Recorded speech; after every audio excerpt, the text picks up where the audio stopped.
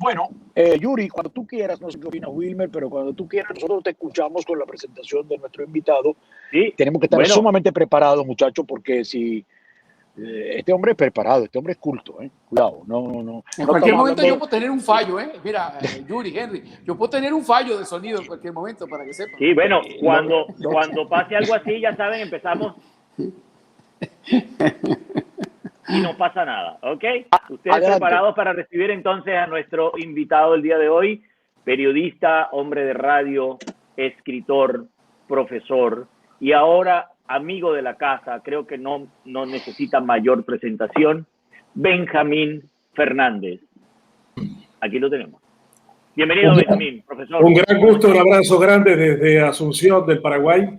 Escuchándolos, realmente no puedo dejar de entender la gracia de reflejarnos sobre cosas tan serias y tan gravosas que están ocurriendo en América Latina. Un gran placer de estar con ustedes esta noche. Disculpe la irresponsabilidad. Disculpe la irresponsabilidad nuestra, profesor, pero es la única manera de poder nosotros tapar un poco esta ignorancia. La mía, los muchachos no tanto. Los muchachos han sido preparados para toda la vida, pero yo no. Yo creo que he sido preparado de a rato nada más, de a minutos, de segundos, por gotas. Profesor, usted es un hombre que tiene estudios, posgrados en la Universidad de Navarra, allá en España. Usted tiene realmente 15 libros sobre comunicación, derecho de la información. Todo esto que lo leo, profesor, lo confieso, no porque lo estudié, sino porque lo estoy leyendo a través de lo googleo y sé lo que es su hoja de vida. Usted es un hombre, un periodista, usted es un locutor, usted es un hombre que maneja muy bien todo lo que es el tema de opinión en una radio, fui director de Radio Libre, periodista de 5 días, El Independiente de Paraguay, y considerado uno de los oradores más fascinantes de América Latina. Profesor, ¿por qué se mete usted en ese problema de ser uno de los más importantes de América Latina? ¿Por qué? Bueno, yo creo que todos somos trascendentes e importantes en esta América Latina tan común, que me tiene en realidad con ustedes muy cerca, porque el primer país que conocí fuera de Paraguay fue Venezuela. Bueno. Y lo conocí en 1979, tenía 18 años, y tuve una misión muy agradable de entrevistar a Maritza Sayalero, que había sido Miss Universo de Venezuela en aquella época. Y conocí una Caracas deslumbrante para mí, e incluso reconocí de que una de las pocas capitales de América Latina que rinde reconocimiento al héroe máximo del Paraguay se llama la Avenida Francisco Solano López, a la que ustedes, los caraqueños, le dicen La Solano. La Solano. Y sobre cuya avenida se encuentra un restaurante, o se encontraba un restaurante de muy buena prosapia llamado Urrutia. Oh, una maravilla. ¿Cómo no? Y yo conocí esa Caracas de 1979, la Caracas en donde había un diario que obsequiaba libros los fines de semana, de este gran escritor argentino Tomás Eloy Martínez, y conocí también a esa Venezuela extraordinariamente abierta y grata, que después me tocó llegar a enseñar en la Universidad Central de Venezuela y también tener la posibilidad de dar conferencias en otros lugares de esa hermosa tierra. América Latina en realidad no es una cuestión que nos pueda deslumbrar. Creo que cada uno de nosotros que sobrevivimos a gobiernos tan malos, a incapacidades tan notables en términos de distribución de riqueza y, por qué no, también de reconocimiento de la belleza de nuestro subcontinente, todavía tenemos mucho margen para asombrarnos de todo eso y de rendir a través de la palabra un reconocimiento de ella en forma de reflexión crítica como la que hice en mi último libro, El Jardín Pandémico. Y justamente refiriéndonos a este último libro suyo, profesor, El Jardín Pandémico, hay muchas preguntas que queremos hacerlo. Lamentablemente no lo hemos leído y eso es un grave error para nosotros hablar con alguien cuyo libro no hemos leído, pero básicamente queríamos conversar con usted para promocionar el evento que se va a suscitar este junio 10 en la ciudad de Weston, en Florida, para hablar del libro y una conferencia, entiendo. ¿Es así? Es así, va a ser la posibilidad de invitados pequeños, porque el espacio y también las condiciones pandémicas no nos permite un público más grande, pero voy a hablar acerca de este libro que llega a Miami, que ha tenido una notable cantidad de compradores en Amazon, donde primero se colocó el libro para su reconocimiento y lleva más de 2.500 copias vendidas en toda América Latina. El libro en realidad es un libro escrito en forma de contrastes. Cuando llegó la pandemia al Paraguay el 11 de marzo y nos refugiamos todos en nuestras casas, yo dije, algo tenemos que hacer para describir lo que significa esta pandemia. Y tomé el jardín como una metáfora. El jardín es la expresión en la que reflejamos nuestras mayores aspiraciones de renovación espiritual y, ¿por qué no?, nuestros mayores elementos de referencia estética.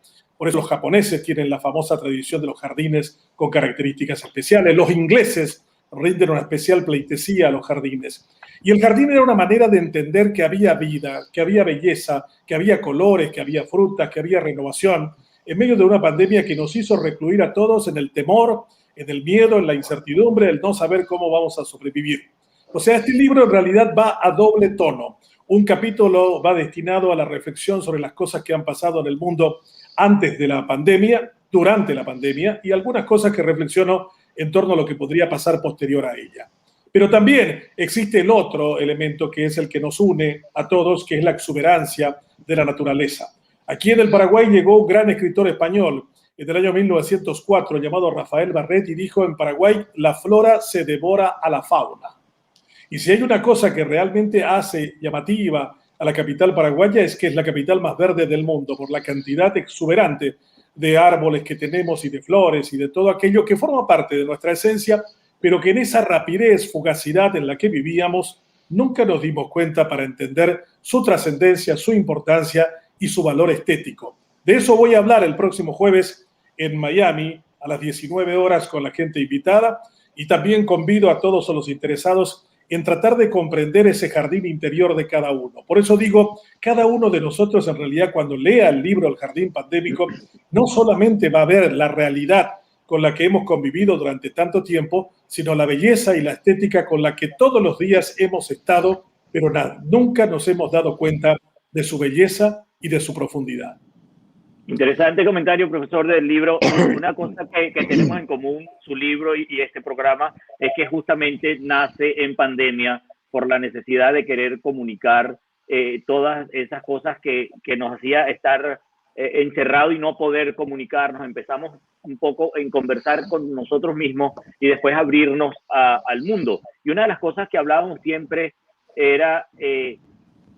pensábamos que esta pandemia iba a sacar lo mejor de nosotros los seres humanos. Y le pregunto a usted, que ha escrito un libro acerca de esto, ¿cree usted que ha sacado lo mejor o lo peor? Porque se ve mucho las dos cosas, ¿no? Toda situación de pandemia hace emerger esos dos elementos que forman parte de la condición humana. Los orientales llaman el yin y el yang, los dos aspectos que hacen parte de nuestra personalidad. La gente creyó que seríamos más solidarios y lo fuimos. También nos hemos dado cuenta de la importancia que tiene la naturaleza cuando paró por completo por un periodo importante el mundo y dejó de contaminar y dejó la capa de ozono de asombrarnos con la posibilidad de terminar con el mundo en un cierto y determinado tiempo. Yo creo que también hizo emerger la solidaridad, la capacidad de poder escucharnos, los silencios con los que no habíamos querido vivir durante mucho tiempo. Creo que ha sido una mirada interior mucho más profunda. Cuando yo veo lo que nos dejó la pandemia, diría un mayor conocimiento y un mayor reconocimiento del otro. Esa idea de Hannah Arendt que hablaba de la alteridad, del concepto de reflejarnos en el otro, porque teníamos la posibilidad de lo finito de terminar acabado por este virus, también nos demostró la posibilidad de poder comprendernos en el otro y no solo vivir en términos egoístas, aquello que denominamos en términos generales vida. Una pregunta, profesor, me llama la atención. Vamos a ir quizás saltando de una cosa a otra, pero veo que usted tiene bastante experiencia por haber estudiado y haber visitado todo nuestro continente suramericano. Se supone que las personas están más preparadas ahora, hay mayor nivel de información, de medios de comunicación, mayor acceso a la instrucción. ¿Por qué ahora los latinoamericanos votamos peor? ¿Por qué ahora escogemos peores ofertas electorales que nos empobrecen más? Es algo que yo no puedo comprender. A mayor estudio, a mayor preparación, a mayor información, peor es la elección de nuestros pueblos a la hora de escoger gobernantes. A mí me tocó escribir un libro de ensayo sobre ese tema justamente. El libro se llama ¿Y ahora qué? Itinerario de la eterna desilusión de América Latina. El libro lo sacó la Universidad de Puebla, se editó en el año 2008 y ha tenido notable éxito de una mirada en torno a ese tema que está planteando. Yo creo que la política se olvidó de su verdadero sentido, de la búsqueda del bienestar de la gente y se redujo a una mirada egoísta, particular, desprovista del sentido del servicio. Esa palabra del servicio, de donde viene el servicio público y otros conceptos similares, identifican una de las grandes crisis de la humanidad. Si el servicio es la fase más elevada del amor, esto nos debe llevar a entender que el poder está desprovisto de eso y no tiene sentido.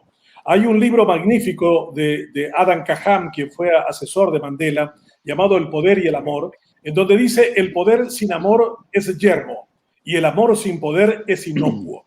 Yo creo que una de las cosas que el poder se olvidó es de entender cuál es su verdadera razón, cuál es el verdadero sentido de él. Y lo que hemos visto son grupos peleados, antagónicos, que han buscado hacernos entender de que la política es solo la conflictividad de carácter permanente, la persecución, la incapacidad de poder construir consensos, que es la fase más elevada del diálogo.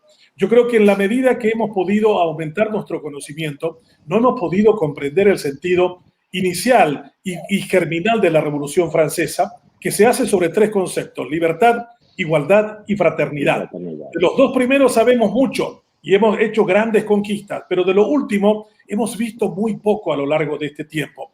Uno se pregunta cómo América Latina, teniendo todas las posibilidades para ser inmensamente rica, está en estas condiciones. Yo no puedo comprender la situación de Venezuela, un país con unas reservas petrolíferas extraordinarias, pero que sin embargo se encuentra en la condición que se encuentra, o la Argentina, que en el año 1910 era una de las 10 naciones más ricas del mundo y hoy se encuentra en esta condición.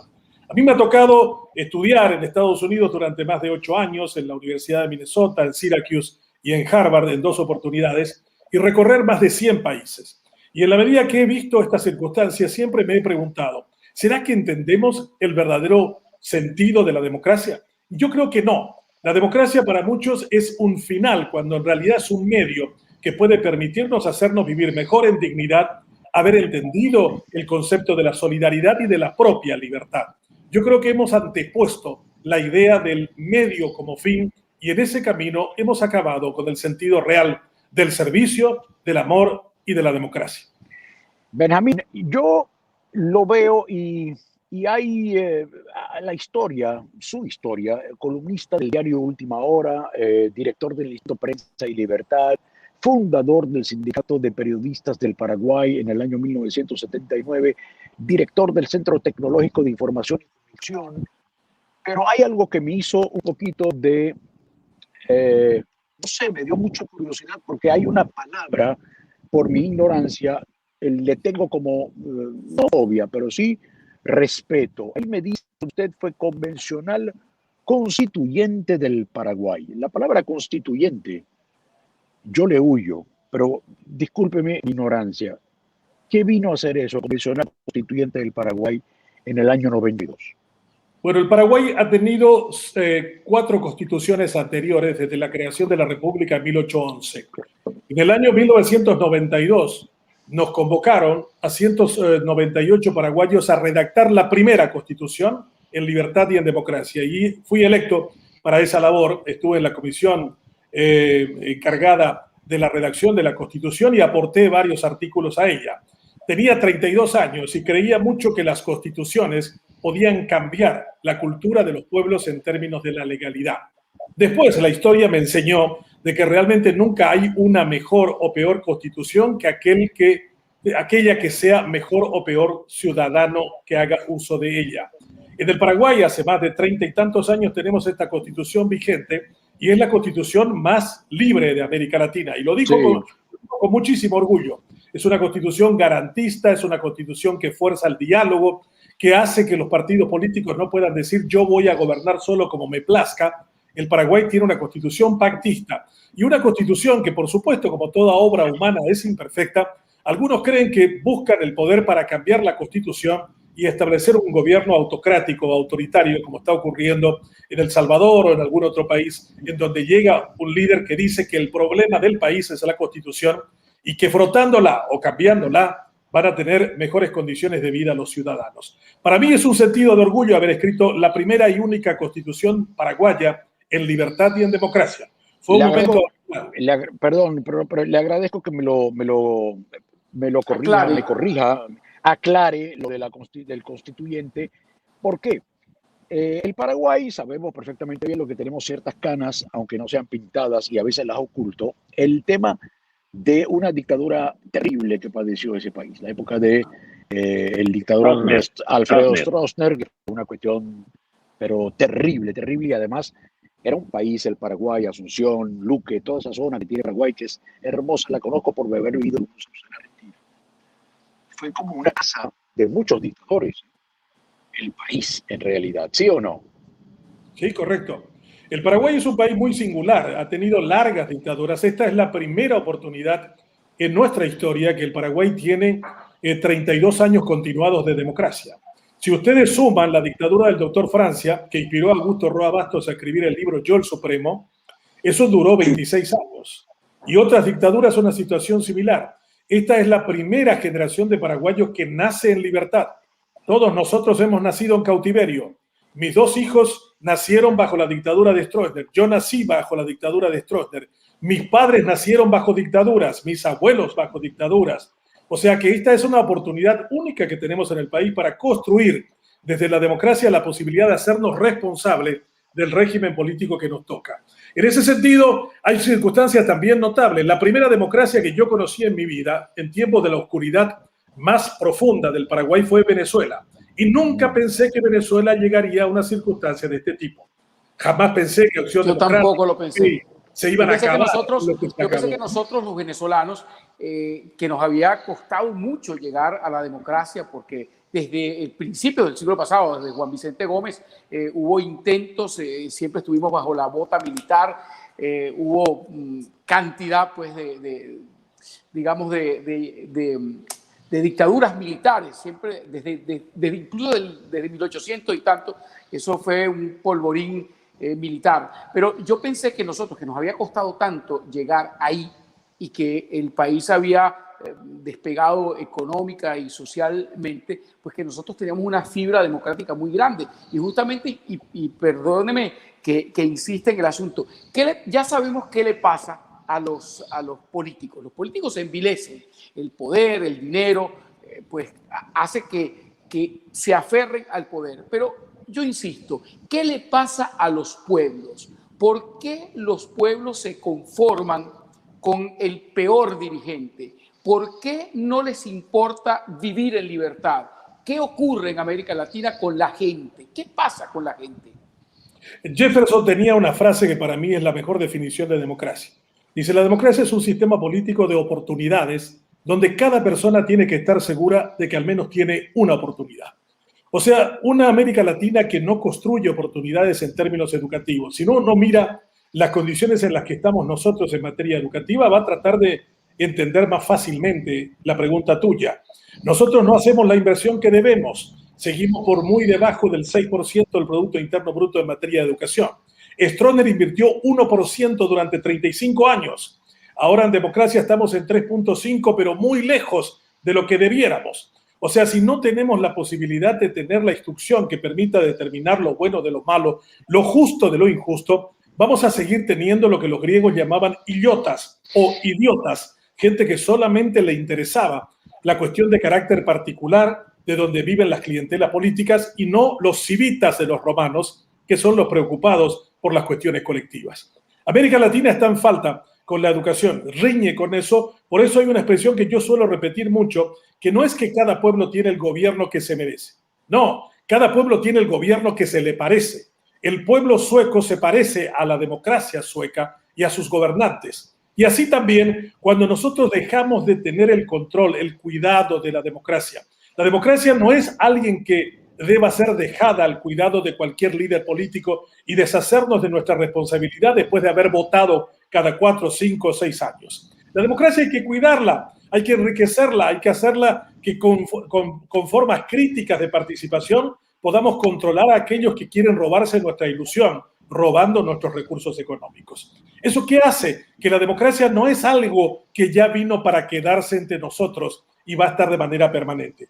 La democracia es una niña abandonada en muchos de los casos que nos han dejado en las puertas de nuestras casas, pero a la que le debemos cuidado y aseo. Pero hay muchos también en América Latina que dicen esto no sirve, esto no funciona. La democracia no anda, hay que traer algún tirano, llámese Chávez o como sea, pero para que ponga orden en este desastre. Pero el desaguisado de los autócratas termina todavía llenándonos de mayor nostalgia de la libertad perdida y de la democracia ausente. Tenemos que trabajar todos cuidándola, agrandándola en valores y fundamentalmente creando lo que dijo Jefferson, oportunidades para la mayor cantidad de gente. Ciertamente, muy interesante. Perdón, Yuri, yo voy a la vida un poco del profesor porque ya nos dimos cuenta todos nosotros que el silencio de nosotros es importantísimo porque escuchamos y aprendemos. Yo estoy anotando absolutamente todo y voy a comenzar a hacer como estas personas que anotan todo y van repitiendo frases de citas citables. Escucharlo es un placer enorme porque es un hombre que construye muy bien como tipo Leonardo Padrón, como todos estos grandes escritores. Pero yo voy un poco a su mundo profesional de la locución. Profesor, usted está casado con una actriz, ¿verdad? Estoy casado con una cantante que es la cantante de folk más famosa del Paraguay. ¿Cantante, actriz o cantante nada más? Canta nada más. No, también hizo teatro alguna vez, claro. Sí. Una comedia musical. Porque como cantante ya íbamos bien, pero la cosa es cómo hace, profesor, para poder convivir con una actriz. Compartir. A todos nos ha pasado y esa vida desastre. Mira, no comprometan al profesor que de hecho su esposa Lisa Abogado va a ser la invitada especial del evento y va a ser la invitada especial del evento que tiene en Weston este próximo día. Pero bueno, vamos a ver, va la pregunta de Henry. La pregunta es muy sencilla. La pregunta muy sencilla la acaba de hacer Wilmer. Es un hombre admirable. Sigue casado. No, mire que en realidad para los que venimos del mundo de la comunicación y de la literatura, cuando a alguien le digo, mire, yo tengo 36 años de casado. Dice, pero caramba, 36 años, ¿y cómo lo hiciste? ¿Por qué no escribes un libro para contar esa historia? Y creo que cuando uno se dedica a la reflexión, al pensamiento, a enseñar en universidades, a escribir libros, aquello resulta también demasiado racional que necesita la chispa, la imaginación, la ternura de los artistas, de los cantantes, de aquellos que realmente le ponen a uno la posibilidad de entender la comprensión de la vida más allá de las explicaciones de carácter racional. Lisa ha hecho una gran carrera en su vida, va a estar también en Miami el próximo día jueves por un par de días y posteriormente iremos a unas 4 ciudades norteamericanas más, pero me ha acompañado durante todo este tiempo, ha tenido la generosidad de renunciar a su carrera y vivir con un estudiante becado por ahora entiendo, Benjamín. Porque fíjate una cosa, nosotros estos tres señores que usted ve, uno acá y el otro allá, hemos estado casados con actrices. Ajá. Sí, los tres. Y eso es otra cosa que nos une. Somos divorciados de ellas. Que particularmente, profesor Benjamín, a mí me hubiese gustado estar casado con una actriz del cine mudo. Pero hablando, volviendo al tema, el profesor hablaba de la estupidez, que bien venía de los griegos, la palabra es, y realmente no hay una vacuna contra la estupidez, ojalá lo hubiese. Ahora que ha habido una vacuna contra esto, para paliar esta pandemia, volvemos al tema de la pandemia y del libro Jardín Pandémico. En la situación, en el momento en que escribe el libro, a la situación de ahora, son dos situaciones diferentes. Con esto de la vacuna ha mejorado, la gente vuelve a salir a las calles. ¿Sigue existiendo un jardín pandémico? Sigue y va a seguir existiendo mientras tengamos vida. Eso no se va a acabar porque el jardín es renovación, es vida, es vegetación, es la posibilidad de ver una flor que emerge en medio de lo que anteriormente podía haber sido un territorio inhóspito, desordenado, como quiera uno denominarlo. Yo creo que hemos salido de esto, o estamos saliendo. Todavía algunos países como el mío están en circunstancias dramáticas con un incremento de personas fallecidas por el COVID como no habíamos tenido memoria. Hay que recordar que Paraguay es un país que emerge de la muerte. En 1870 el 85% de la población es aniquilada en una guerra internacional con 3 países, Brasil, Argentina y Uruguay. Y entonces comenzamos a emerger de todo eso y la muerte ha sido siempre nuestra compañera, pero nunca de forma tan dramática como ahora, que estamos a punto de completar 10.000 fallecidos en casi unos 15 meses de pandemia. Yo creo que hay cosas que debemos aprender. El concepto de la globalización, por ejemplo, debe dejar paso a la idea del comercio, sino a la idea de la solidaridad.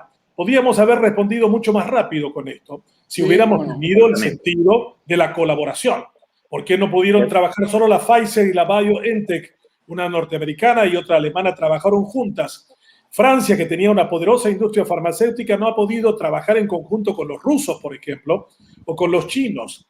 Y otra cuestión que me parece importante, ustedes que se dedican al tema de la representación, porque el teatro es quizás la forma más original de describir lo que somos, porque vivimos las experiencias en la representación de cada uno de ustedes. Por eso los griegos amaban tanto el teatro y le daban tanta trascendencia, ¿no?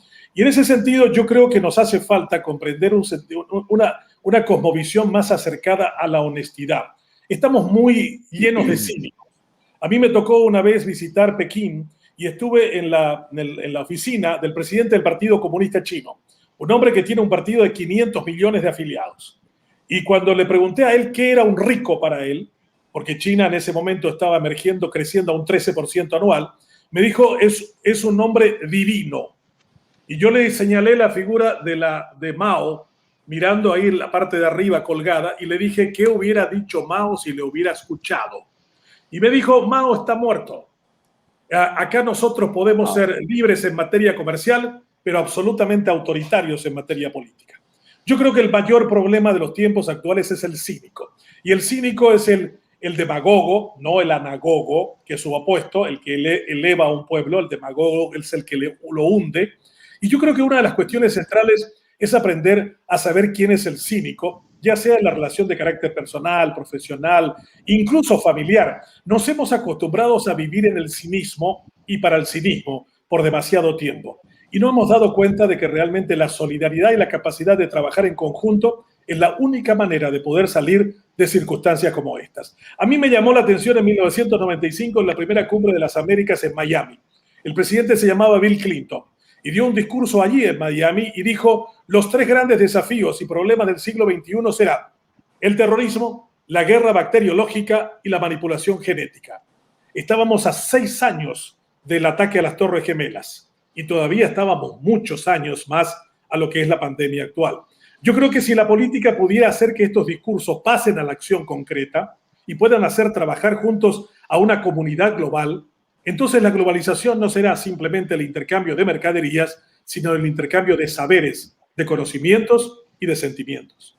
Claro. Sí, muy interesante eso que dice, profesor, porque yo siempre he dicho que el gobernante, el político, lo has dicho de otra manera, pero debe tener un ingrediente fundamental, aparte de su preparación académica, que es la sensibilidad como persona. No gerencia una compañía, gerencia un país donde las decisiones que toma no tienen que ver o no perjudican a un empleado, perjudican al ser humano, a familias enteras por generaciones. Por eso es que a mí me inquieta tanto el hecho de que tengamos gobernantes que estén académicamente preparados o que sean sumamente carismáticos, pero no tienen esa alma blanca necesaria para gerenciar un país, que no es solamente recursos, que no es solamente presupuestos, es generaciones, voluntades, seres humanos. Entonces a mí me parece que estamos bastante distantes de tener generaciones de políticos que reúnan esas condiciones y eso me preocupa mucho. Usted tiene toda la razón, Wilmer. Le voy a decir una cosa más. A mí me tocó conversar con los presidentes de Paraguay desde el año 89 y a todos le hice la misma pregunta. Y me tocó también trabajar en un programa de asesoría a presidentes latinoamericanos entre el año 2000 y el 2008. Y a todos le pregunté, presidente, ¿usted le quiere a su pueblo? Y las reacciones fueron sorprendentes, que me da pie para escribir un nuevo libro a futuro. Los presidentes que no quieren a su pueblo. Uno me dijo querer, otro me dijo pueblo, otro me dijo por qué tendría que quererlos si los he comprado en las elecciones. Otro dijo, ¿qué puedo pretender creer si yo soy simplemente el administrador de este prostíbulo llamado mi país? O sea, yo lo que veo es que el político siente poca estima hacia el objeto y hacia el sujeto de su trabajo. Por ejemplo, el zapatero ama el cuero, el sastre ama la tela, pero sin embargo el político, que debería trabajar con el objeto que se llama la búsqueda del bienestar de esa gente, detesta al pueblo. Dice que lo quiere en términos electorales, pero cuando accede al poder se aísla e inclusive desprecia la posibilidad de tocarlo con la mano a ese pueblo que se llenó la boca para ganar unos comicios, pero que después lo olvidó. Profesor, nos despedimos. Nada más le pedimos, por favor, que nos vuelva a recordar su visita a la ciudad de Miami. ¿Qué fecha es? ¿A qué hora es? ¿Dónde será? ¿Y qué sería la presentación, me imagino, del libro y algunas palabras de usted, ¿verdad? Con gente, digamos, todo bien cuidado, el tema de la pandemia, etcétera, etcétera.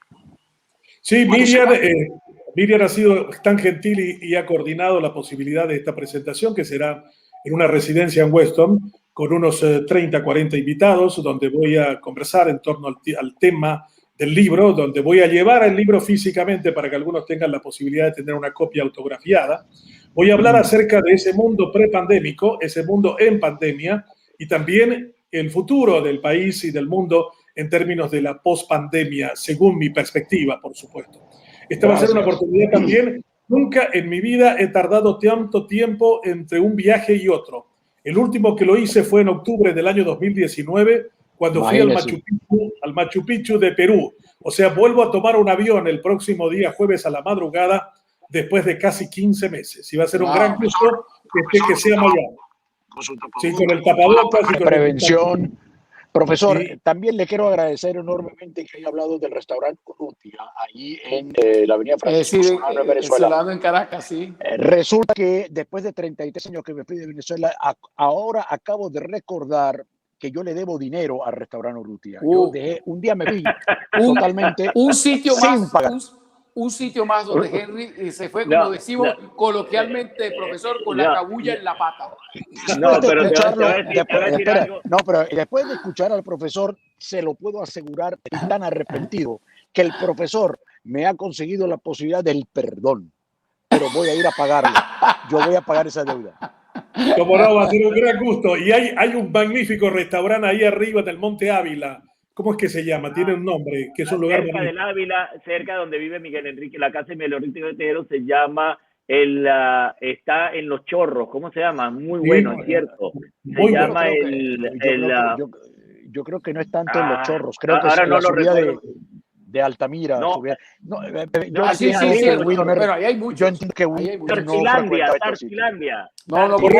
A mí me invitaron mucho. Mira, Tarsilandia es el que está cerca de... Sí, que está lleno de aves. Ahí donde hay una cacatúa, siempre había una cacatúa. Muchas. Hay muchas cacatúas, correcto, preciso. Profesor, Tarsilandia, es Tarsilandia. Lo de Urrutia y lo de Tarsilandia voy a ir a devolver esa no, pero ese escucha, pajarito en el Rico, óyeme, en el Rico dejaste un mono también y no era tan lujoso.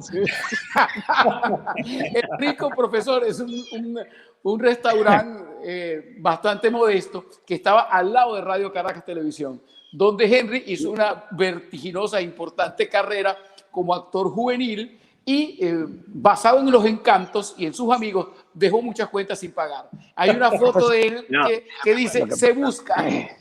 Lo que pasa es que conversar con el profesor. En descargo de esto, tengo que decir, profesor, le voy a decir, esto que están diciendo Henry no es cierto. Nunca creo que haya dejado una deuda. Lo contrario, cada vez que salimos a comer con Henry es el que pague. Estoy seguro que cuando nos reunamos con usted, profesor, va a pagar en un buen también. Restaurante, que seguro escogerá lo hará también. Él nos va a invitar. Henry lo llaman la carretera más veloz de la Florida, para que usted sepa. Agradezco al profesor. Va a ser un gran gusto. Y alguna desaprensiva arepa venezolana que aparezca por ahí. Seguro. En Weston va a poder En Weston podrás disfrutar hay de muy las buena arepas arepera. porque hay muy buena arepa. Que Profesor, le diga algo. nuevamente, Hoy en Orlando me fui a comer una arepa con la gente porque me ría. Ya me vas a contar eso. No, horrible, horrible. Deja mucho que No, decir. ya me vas a contar eso. Este hombre es una Profesor arepa. Benjamín Olvídate. Fernández, ha sido un Chao. enorme placer tenerlo Gracias. a usted esta tarde aquí y Los espero. no va a ser la última, estoy completamente seguro. Un enorme placer. Bueno, gran gusto, Gracias. gran abrazo para ustedes, para Yuri, para Henry y para Wilmer. Y un saludo a todos los que han seguido esta transmisión. igualmente, Gracias, profesor. gracias. Seguro va a ser todo un éxito este evento que promueve Moonlight Entertainment. Miriam Ferreira, por supuesto, está haciendo un gran esfuerzo. Los esperamos allí a todos. Sigan, entren a Eventbrite, creo que se llama. Los tickets, sí, están en Eventbrite y solo cuestan $28. Así que no se lo pierda este 10 de junio. Muchas gracias, profesor. Espero que nos podamos ver pronto en persona y que sea todo un éxito esta conferencia. Hasta luego. Hasta luego, Buenas muchas tardes, gracias. Buenas tardes. Gracias. Oye, qué interesante conversación No, con el es profesor. es una maravilla hablar con gente inteligente. Vuelvo a Además, repetir, menos mal que estudié. Menos mal que estudié. Yo le digo la verdad, creo que salvé este programa hoy. No, sí, Henry, sin duda alguna. Si Henry no hace ese par de intervenciones, claro, tuvimos que hablar del restaurante rico porque es... claro. También hay que entender que, como decía Mozart, fíjate lo inteligente de Henry. Mozart decía que la música se producía en los silencios. Claro. Y él dirá, este programa se produce en los silencios. Y por eso es que Antes de irnos, ahí quedan 5 o 3, 4 minutos. Escucha esta. Quedan cinco, cuéntame. Escucha esta, Wilmer. Empecé el programa diciendo que Yuri es excelente, además de ser un excelente papá. Sabemos que está en pareja y debe tener una muy buena comunicación con su pareja. A nosotros no nos consta porque no somos pared, no somos cama, no somos sábanas, almohadas, nada de eso. Y yo voy directamente al objetivo principal. Yuri me ha enviado ayer un video, una presentación del futuro de la familia. Definitivamente creo que Yuri, y por eso que toqué el tema de la dignidad, yo creo que Yuri debe pensar seriamente en retirarse. Lo que yo vi ayer de Amanda Rodríguez, su hija de 18 años recién cumplidos, fue una enorme emoción. Enorme. Tenía tiempo que no disfrutaba yo viendo como una sobrina haciendo lo que hizo. Y te voy a decir algo, Yuri. Ojalá que ustedes entiendan perfectamente que tienen una actriz, cantante, actitud en potencia. Yo creo que usted lo sabe, pero uno está afuera. Uno es el tercero que llega a la fiesta y uno lo ve y lo valora. Es un estupendo talento. Y ojalá que ella desarrolle ese oficio. Ojalá. ¿Tú dices que Yuri debe volverse el representante? No hay nada peor. Porque la arruina. Una madre y un padre. No. Un mamá y un papá. No, a Lucerito no le fue mal. A Lucerito no le fue mal. No, bueno. Tienes que hablar con Lucerito. Lucerito no es Miranda, brother. No, Lucerito. Tienes que hablar con Lucerito. Miranda es gringa, es norteamericana, es una actriz que potencialmente para el primer mercado del mundo hará alguna cosa en español. Si le provoca, se lo aprende bien, tiene algo que se puede ser un buen coach del tema. Pero le voy a decir algo, un talento y una actitud. ¿Tú lo sabías primero? Bueno, claro, espérame. Lo que pasa es que yo soy una persona inteligente. Yo no puedo enviarle una cosa a Henry Sacker sin enviársela a Wilmer. Porque yo le di mi opinión. A Wilmer la vio. No, yo no sé si Wilmer la vio. Yo hablo de lo que yo vi. Y lo que yo vi realmente es notable. Es notable independientemente que estamos hablando de una presentación amateur, todo lo que quieran. Pero pase ahí, tener toda esa presentación actoralmente, desde el punto de vista de las expresiones corporales que asumía, a mí me encantó. Y te digo la verdad, es un gran talento. Ojalá que lo desarrolle. Hay algo que no se estudia, que es el ángel, y eso la gente lo tiene o no lo tiene. Y hay que esta niña lo tiene. Es una edad que tiene que ver mucho con la confusión. hay que estar muy bien, los padres. Es una cuestión de, si a mí me preguntan, yo opinaré. Pero esto como me dio, porque recibí el video, destacó realmente lo que yo vi. Ese es el previo. Y te digo, te repito, Yuri, ya estás en una edad donde puedes pensar realmente en el retiro. Realmente. Gracias, Henry. Sí, no, lo estoy pensando. Y además me diste la otra opción también, de que nuestra productora puede apoyar en esto a que haya otra entrada por ahí. Entonces sí, voy a estudiarlo realmente. Pero sin embargo, a ustedes todos los invito a que podamos conversar con la mamá de la niña en estos días y la niña en cuestión. Para visualizar su futuro y darle la opinión. ¿Por qué nosotros no hemos invitado a esa actriz de Broadway, ganadora del Tony? ¿Por qué no la hemos invitado a este programa? ¿No domina bien el español? Ella haría el esfuerzo, sí, haría el esfuerzo, se reiría mucho y podríamos tenerle unos minutos, yo creo. ¿Pero por qué unos minutos, Yuri? Y bueno, no sé, pudiéramos tenerla un buen tiempo, si tú quieres, pero a mí me gustaría hablar con una actriz de Broadway, pudiéramos hacer que una traducción para simultánea, hacer películas en Hollywood. A mí me encantaría. Una traducción simultánea, sí, claro, cómo no, vamos a extenderle la invitación a Rachel Bay Jones, seguramente ahí será un programa. Una de las escenas, perdóname, una de las escenas más hermosas que yo vi de la mamá de Rachel, la vi con Julia Roberts, la vi con en la película Lilia Huaycarán, me perdonan, Ben is Back. Yo digo, Lilia Huaycarán yo la tenía bien antes. Ustedes saben que a qué me refiero. Pero la película se llama, con Julia Roberts, se llama Ben is Back, es una muy buena película, de verdad. ¿Sí? Ben is Back. Pero bueno, nada, muchachos, ya. Mi recomendación, ya que hablamos de esto en los últimos segundos, mi recomendación es que vayan a Netflix y se metan en esa plataforma, vean la tercera temporada del Método Kominsky y una película rosadita, bonita, que habla justamente del talento de una muchacha muy joven, se llama Dancing Queen, no se la pierdan. Dancing Queen, muy bien. Henry, yo recomiendo que termine por los amigos de ver lo de quién mató a Sara y que la vuelvan a matar. Y que la vuelvan a matar. Que siga muerta, Sara. Nos despedimos de toda la gente. Mañana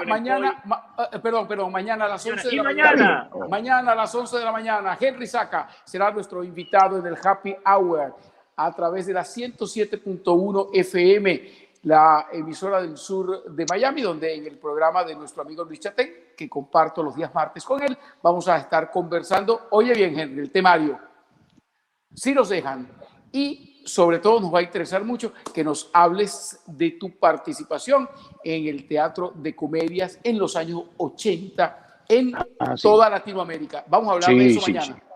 Gracias por la invitación. Mañana nos vemos ahí, Yuri.